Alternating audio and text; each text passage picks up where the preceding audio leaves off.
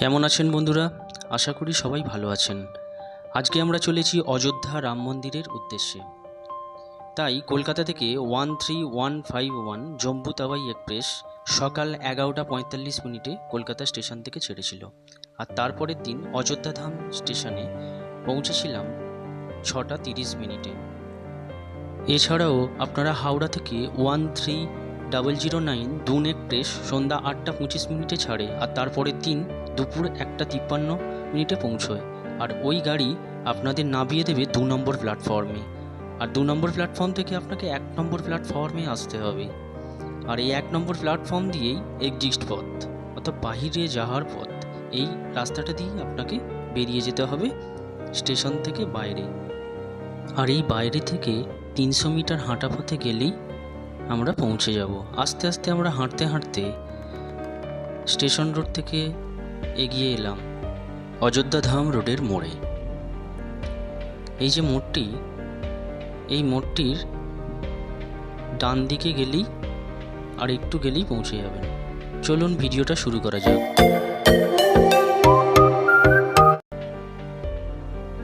হাঁটতে হাঁটতে কিছুটা পথ মোড় থেকে এগিয়ে এলাম, আর রাস্তার দিকে যেতেই আপনার ডান দিকে পড়বে বিড়লা মন্দির। আর এই বিড়লা মন্দিরের ঠিক উল্টো দিকেই পড়বে রামের জন্মভূমি, অর্থাৎ রাম মন্দিরের গেট।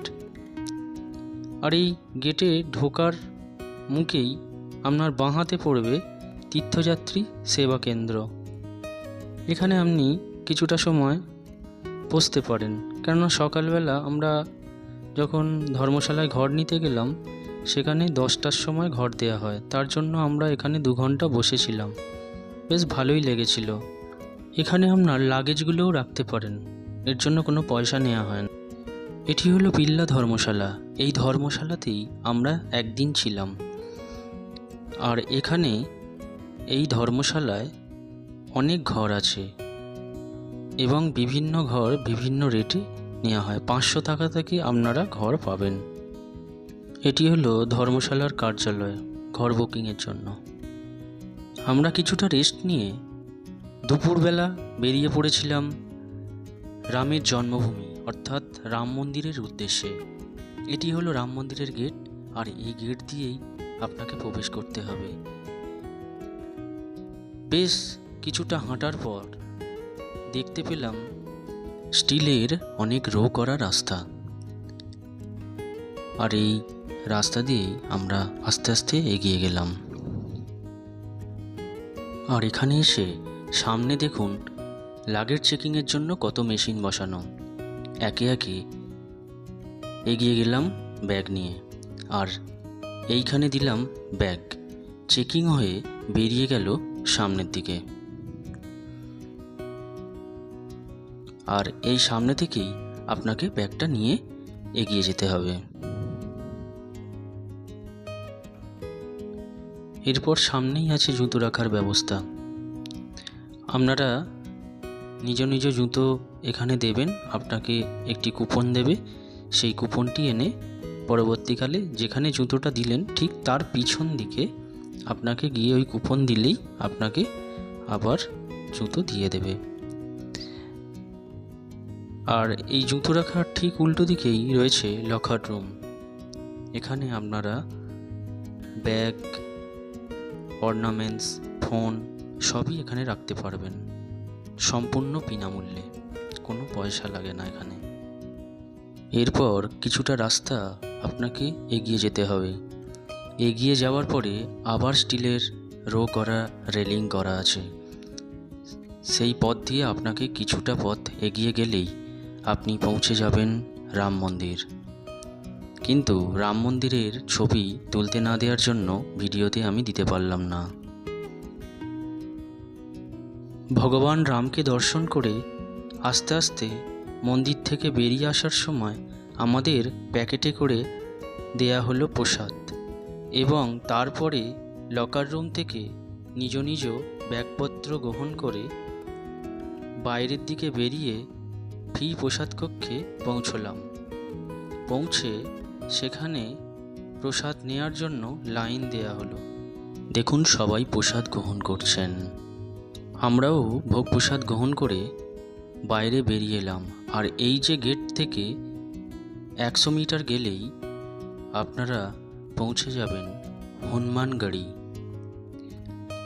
আর এই হনুমানগড়ি, এই রাস্তাটি দিয়ে ভেতর দিকে প্রবেশ করলেই দেখতে পাবেন বহু মিষ্টি এবং ফুলের দোকান। এখান থেকেই আপনি নিয়ে নিতে পারেন পুজোর জন্য মিষ্টি এবং ফুল। আর হনুমান মন্দিরে যখন পৌঁছলাম তখন প্রচণ্ড ভিড়। এটি হলো হনুমানগড়ির মন্দির। এই মন্দিরের মধ্যে হনুমানজি আছেন। এই পথ দিয়ে গেলেই আপনি হনুমানজিকে পুজো দিতে পারবেন। ভেতরে হনুমানজির মূর্তি আছে। হনুমানজিকে পুজো দিয়ে বেরোতে বেরোতে প্রায় 5টা। এবার আমরা পৌঁছবো লতা মঙ্গেশকর চকে। চকে যেতে রাস্তায় দেখতে পেলাম তুলসী উদ্যান। আর এই তুলসী উদ্যানের মধ্যে ঢুকে কিছুটা সময় কেটে গেল অনেক তুলসী গাছ দেখতে দেখতে। আস্তে আস্তে সামনেই পায়ে হেঁটে পৌঁছে গেলাম লতা মঙ্গেশকর চক। এটি হলো লতা মঙ্গেশকর চক। এই লতা মঙ্গেশকর চকের পাশে প্রচুর ভিড়, আর সেলফি তোলার ভিড় তো প্রচুর। দেখুন সবাই কেমন সেলফি তুলছে। বেশ ভালো লাগলো। কিছুটা সময় এখানেও বসে কাটালাম। এবার আমরা পৌঁছবো রামকি প্যাডি। আর এটি লতা মঙ্গেশকর চকের এই যে বিনাটা দেখছেন, এই মাথার দিকে, বিনার মাথার দিকেই হচ্ছে রামকি প্যাডি। এটি হলো রামকি প্যাডি। আর এই রামকি প্যাডিতে দেখতে দেখতে সময় আস্তে আস্তে কেটে গেল।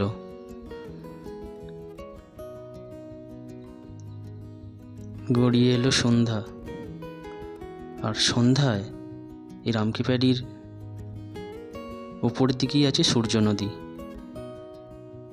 আর এই সূর্য নদীতে চলছে সন্ধ্যা আরতি। প্রচুর মানুষের ভিড়। আর সন্ধ্যা আরতি দেখার জন্য প্রচুর মানুষ বসে আছে দেখুন। আমরাও আস্তে আস্তে একটু জায়গা করে নিলাম এই সন্ধ্যা আরতি দেখার জন্য। সূর্য নদীর পাশে সন্ধ্যা আরতি অনেকক্ষণ ধরেই চলতে থাকলো।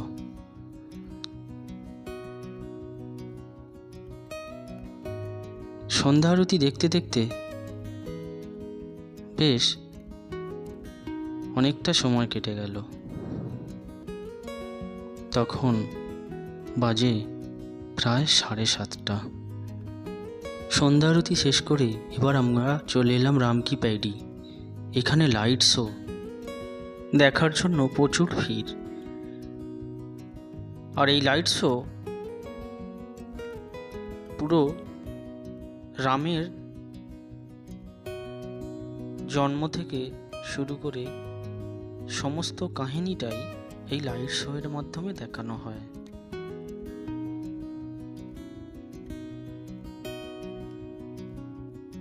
লাইট শো দেখতে দেখতে বেশ সময়টা ভালোই কেটে গেল। আর এই লাইট শো প্রায় 1 ঘন্টা এই লাইট শো এখানে হয়। ভিডিওটি ভালো লাগলে একটি লাইক দেবেন এবং শেয়ার করবেন। আর আমার চ্যানেলটিকে সাবস্ক্রাইব করে চ্যানেলের পাশে থাকার জন্য আপনাদের কাছে অনুরোধ রইল। রামকি প্যাডিতে এই লাইট শো শেষ করে ফেরার পথে দেখে নিয়েছিলাম জানকী মহল। এই জানকী মহল ফেরার পথে আপনি দেখে নিতে পারেন সুন্দর এক মহলের দৃশ্য, ভালো লাগবে। দেখুন রাম সীতা সাজিয়ে কি সুন্দর দোলনায় দোল খাচ্ছে। এই জানকী ভবনে আপনারা চাইলে থাকতেও পারেন। এখানে সুলভ মূল্যে থাকা এবং খাওয়ার ব্যবস্থা আছে। পরের দিন বেরিয়ে পড়েছিলাম সকাল 10টায়। আর এখন যে দেখছেন হনুমানগড়ি, এই হনুমানগড়ির পাশেও অনেক হোটেল এবং গেস্ট হাউস আছে। পৌঁছে গিয়েছিলাম হনুমানগড়ির পাশ দিয়ে দশরথ মহল। দশরথ মহলে 3টি দরজা প্রবেশ করে দেখবেন সুন্দর এই দশরথ মহল। ভেতরে প্রবেশ করে সেই পুরনো দিনের দশরথ মহল দেখতে দেখতে চোখ যেন ফেরানোই যায় না অন্যদিকে। খুব সুন্দর চিত্রকলা, নকশা, সুন্দর কারুকার্য করা।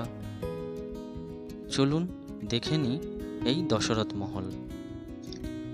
দশরথ মহল যেখানে রামলালা বড় হয়েছিলেন। এই দশরথ মহলে ভগবান শ্রীরাম, মাতা সীতা, লক্ষ্মণ, শত্রুঘ্ন এবং ভরতের প্রতিমা করা আছে। মহলে রাজা দশরথ, কৌশল্যা, কৈকেয়ী, সুমিত্রার মূর্তিও প্রতিষ্ঠা করা আছে।